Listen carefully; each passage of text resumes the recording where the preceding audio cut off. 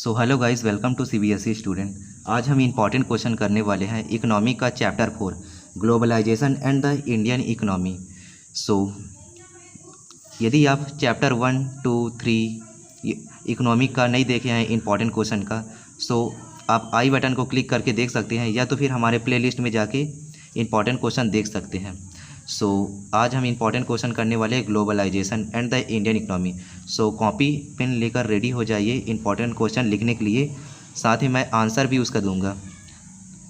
So before starting this important question, जो लोग भी नए आए हैं इस चैनल में, प्लीज़ लाइक करिए, सब्सक्राइब करिए और कमेंट करिए कि आपको ये क्वेश्चन आंसर कैसा लगा, और बेल आइकन को दबा दीजिए जिससे आने वाली हर एक चैप्टर के वीडियो में आपको नोटिफिकेशन मिलती रहे। सो चलिए स्टार्ट करते हैं। सो जब मैं 10th में रहा तो मैं केवल इन्हीं इम्पॉर्टेंट क्वेश्चन में फोकस करता था, बाकी कोई भी क्वेश्चन याद नहीं करता था। सो आप भी यही क्वेश्चन में ज़्यादातर फोकस करिए, 90% इसी में से आएगा, बाकी 10% इधर उधर दे सकते हैं बना के, लेकिन आप इन्हीं क्वेश्चन में ज़्यादा फोकस रखिए। सो पहला इंपॉर्टेंट क्वेश्चन है, what do you mean by globalisation? What factor were responsible to bring world into a global form? So क्या है ग्लोबलाइजेशन? ग्लोबलाइजेशन मीन्स इंटीग्रेशन और interconnecting the economy of a country with the economies of other country under the condition of free flow of trade, services, technology, capital and movement of people across international border. ठीक है। So next question है हमारा।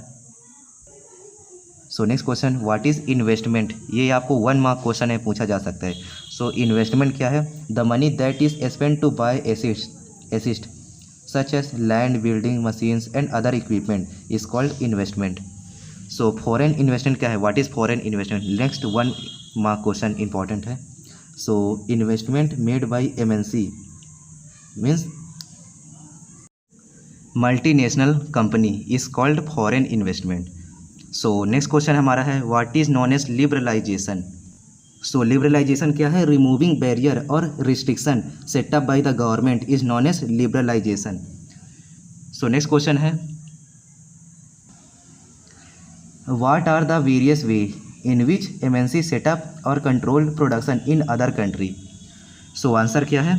MNC setup, MNC मतलब multinational company, setup their factories और production unit close to the market where they can get desired type of skilled or unskilled labor at cheap rate or low cost, along with other factors of production. After ensuring these conditions, MNC set up production unit in the following ways. So first है joint with some local company of the existing country. Second point, by the local company and then expand its production with the help of modern technology.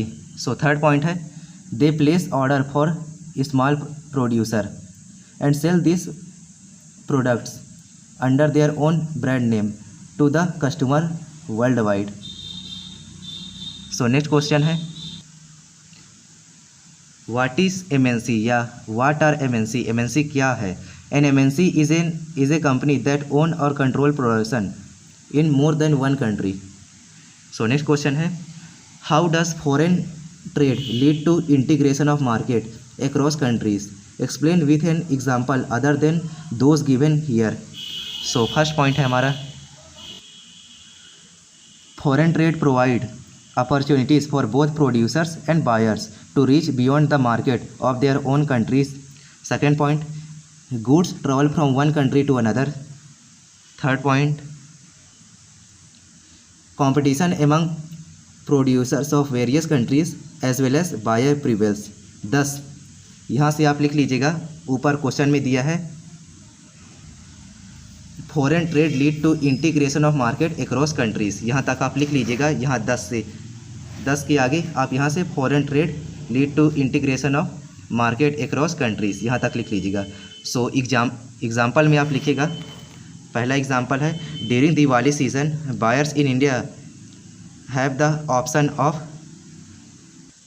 Choosing between Indians and Chinese decorative lights and bulbs. So this provide an opportunity to expand business. So next question है, what is trade barrier? So what is trade barrier? Why it is known as trade barrier? So हमारा answer है tax on import is known as trade barrier. So इसे क्यों trade barrier कहा जाता है? Why it is known as trade barrier? It is known as trade barrier because some restriction has been set up. Government can use trade barrier to increase or decrease foreign trade and to decide what kind of goods and how much should come into the country. सो आप यहाँ तक लिख लीजिएगा. Next question है हमारा, ये भी question बहुत ही ज़्यादा इंपॉर्टेंट है. तो हमारा क्वेश्चन है, why had the Indian government put barrier to foreign trade and foreign investment after independence? So answer है first point, to protect local producers and goods from foreign competition. So next point है, industries needed production so that they could grow and develop in order to be ready to compete with developed countries later on. So next point है हमारा, it impose restriction on the imports of certain goods. So इसको ये another question है, reason to remove barrier. So इसका question पूछा जा सकता है, why had Indian government remove restriction in 1992 के बाद या 1991 के बाद इंडियन गवर्नमेंट रेस्ट्रिक्शन या बैरियर ट्रेड बैरियर क्यों रिमूव कर दिया? सो आंसर में लिखिएगा, to face competition and improve quality of product. Second point, to attract foreign investment. Third point, to place order for their production. So next question 1 mark question है, what are the important features of new economic policy of 1991? So क्या है? LPG. आप इसे LPG कह के याद कर सकते. L से लिबरलाइजेशन, P से प्राइवेटाइजेशन और G से ग्लोबलाइजेशन. सो नेक्स्ट क्वेश्चन है, what is known as SEZ? Special economic zone. ठीक है. What are its important features? So SEZ क्या है? SEZ is an industrial zone set up to attract foreign investors to invest in India. First point है, इसका features क्या है? Important features, they would have world class facilities like water, electricity, roads, transport and storage.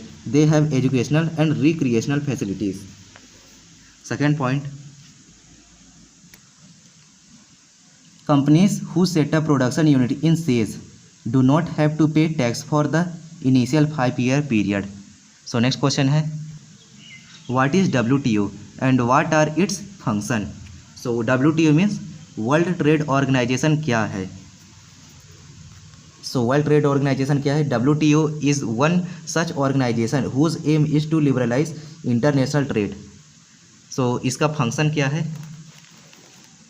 सो आप ये function में 4 point लिखिएगा. First point है, establishing the rules for international trade. Second point, ensuring the rules are followed. Third, promoting removal of restriction on trade barrier. Fourth, encouraging the adoption of liberal economic policy by government. So next question है हमारा, जो कि most important है, ये बहुत ही बार exam में पूछा गया है. सो वो क्वेश्चन है, right some important impact of globalisation over world. So world में यदि आता है तो 2 इम्पैक्ट हुआ है. फर्स्ट है पॉजिटिव और सेकेंड है निगेटिव. सो पॉजिटिव इम्पैक्ट क्या रहा? सो पहले पॉजिटिव इम्पैक्ट पढ़ेंगे, उसके बाद निगेटिव इम्पैक्ट पढ़ेंगे क्या हुआ. सो पॉजिटिव इम्पैक्ट रहा, MNC have increase their investment in India over the past 15 year which means investing in India has been beneficial for them. Second point, the Indians company raise their production standard due to competition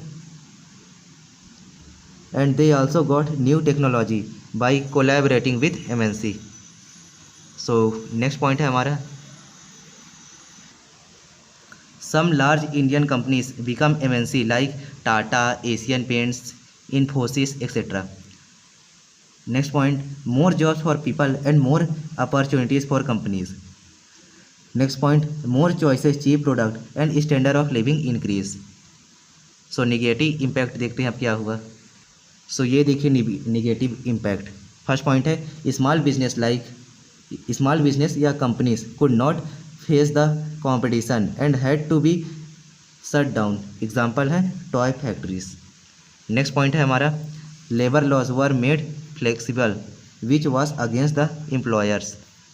next point है हमारा, ये point आपको interesting लगेगा, domestic product like dhoti matka etcetera are not growing.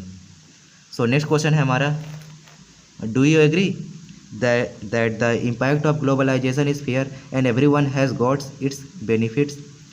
सो हमारा first point है government should make labour laws in favour of labours and also implement them properly. Second point, government can support small producer by using trade barrier. और ये हमारा third point है last, government can align with other developing countries to fight against the domination of developed countries in WTO। सो इस chapter का मैंने सारा question आप ही का बुक से दिया गया है। सो यदि आपको लगा ये क्वेश्चन बुक के बाहर का है सो आप कमेंट करिए। सो यदि आपको पसंद आए ये important question so please like करिए, कमेंट करिए और अपने दोस्तों से साथ ज़रूर शेयर करिए। ये इम्पॉर्टेंट क्वेश्चन ज़्यादा नहीं है, कम से कम है, केवल इन्हीं क्वेश्चन में फोकस करना, बाकी क्वेश्चन आप छोड़ सकते हैं। सो मिलते हैं अगले सब्जेक्ट में इम्पॉर्टेंट क्वेश्चन के साथ।